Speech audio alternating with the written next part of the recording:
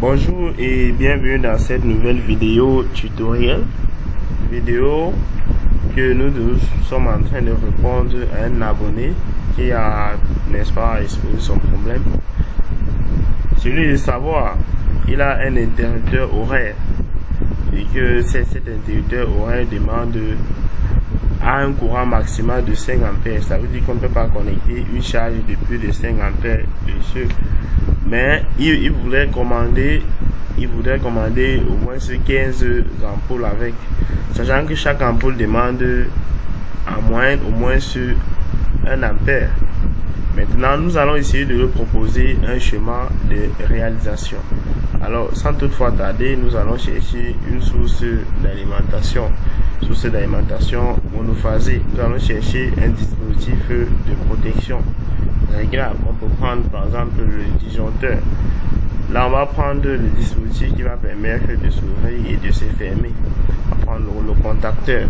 Je vais prendre ici un contacteur 3 pôles, celui qui est toujours répandu sur le marché, puisque le but ici là est de faciliter la vie aux clients et de faciliter également la vie aux techniciens. Parce que pour trouver un contacteur de 2 pôles sur le marché, c'est pas facile. Alors nous allons chercher les voyants de sérialisation.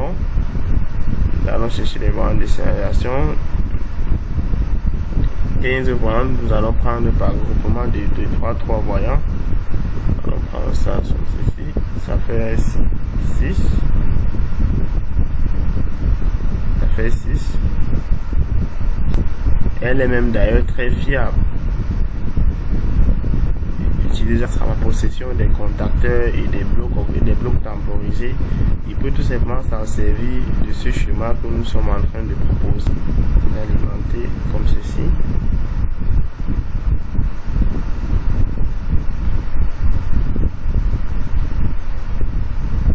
Alors, nous avons fini de couper du circuit de puissance. Ça, c'est le schéma qui permet ici d'avoir un très grand courant. Nous allons faire ce qu'on a souvent pour habitude de faire. C'est-à-dire que ici, nous utilisons la technologie de transformer un contacteur 3 pôles en 2 pôles. Là, on va connecter ça comme ceci. On va connecter là. Et on va envoyer ceci ici.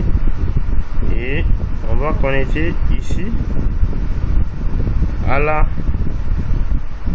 Tout simplement. Maintenant, nous allons réaliser le schéma développé du circuit de commande. Nous allons prendre un élément, un bouton poussoir en arrêt qui va soit nous permettre d'arrêter le système en toute sécurité. Là, nous allons placer notre bouton poussoir ici. On peut placer ça même là. Nous allons prendre ici les contacts.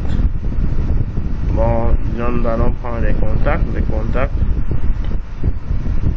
On prend ici les contacts. Nous allons prendre des contacts, bien évidemment, les contacts temporisés.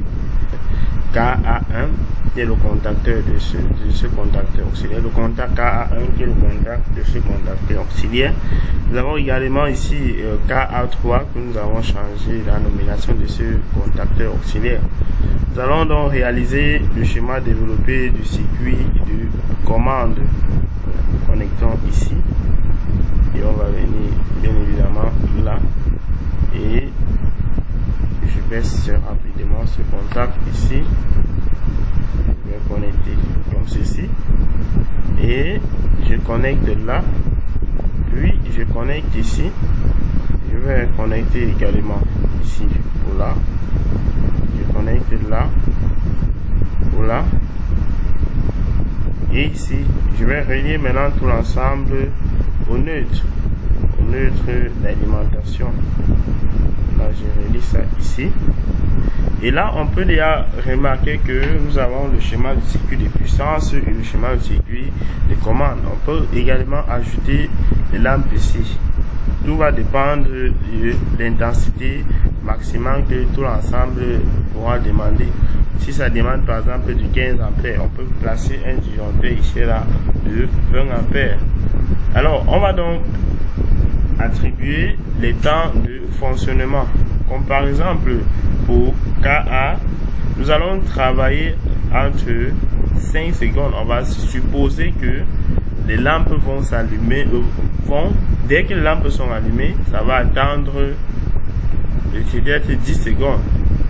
On va considérer que les 10 secondes, c'est là, c'est que on va aller à 6 secondes. Je crois que 6 secondes c'est mieux. 6 secondes, on va considérer 6 secondes ici là comme 6 heures. Ça veut dire que lorsque les lampes sont allumées, à 6 heures, les lampes sont censées s'éteindre. Et maintenant, pour que les lampes s'allument, les lampes doivent s'allumer à partir de 18 heures. On va mettre 18 secondes. Lorsqu'on met 18 secondes là, on valide. Ça veut dire que à 18 heures, les lampes vont s'allumer. Après 18 heures, ça va encore reprendre le système. Là, on peut lancer la simulation. On ferme notre truc là, notre disjoncteur. Et puis on va attendre 18 heures. 18 heures ici là représente 18 secondes. Dès que 18 secondes arrivent, ça va s'allumer.